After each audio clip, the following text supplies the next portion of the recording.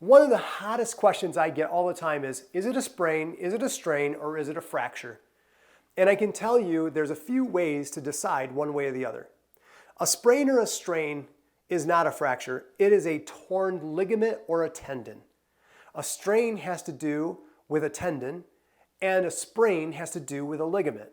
Ligaments hold bones together, while tendons hold muscle to bone. That's the difference. And it's not the muscle fiber, but it's the actual tissue that connects that, whatever it is, that muscle to the bone or the bone to the bone. Either way, it doesn't heal easily. It does stretch out and it does tear. It can bleed, which can cause bruising. So if you've ever seen a sprained ankle that has bruising, no fractures involved. The reason it bled was because there was a tear in the soft tissue. Now the problem with strains and sprains is that because they don't get a lot of vascular circulation, they don't heal very quickly. In fact, most sprains and strains, if they're severe, can take longer to heal than an actual fracture of a bone. But the way to find out if it's a sprain or a strain, or whether it's a fracture of a bone that might need a cast, is, does it hurt upon movement? Number one.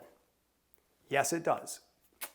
Could still be a strain or a sprain or a fracture. So that's not the only question to ask. Number two, can you actually pinpoint on the injury site where it hurts?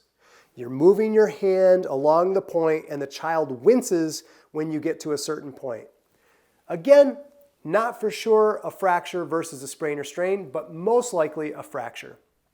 Now keep in mind, there's several types of fractures. There's hairline fracture, there's a complete fracture, and then there is a compound fracture.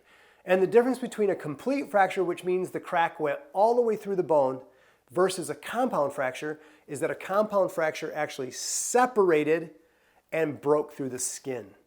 A closed complete fracture or a closed fracture that has dislocated is not compound, it just is dislocated and may need to have surgery even though it hasn't broken through the skin. The complication of a fracture that has broken through the skin is that we have the potential for a lot of infection.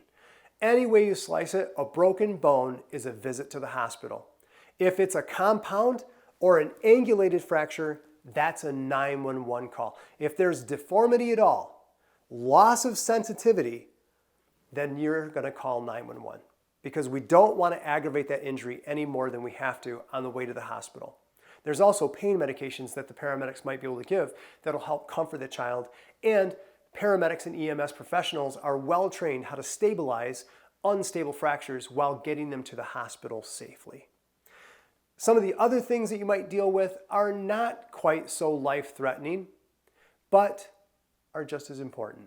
And that's why we're including a helpful symptom book that will help you to be able to go through based on what the signs and symptoms are of what you're questioning, and then some treatments and decision trees about whether you should call the ambulance, go to the hospital, or treat it at home.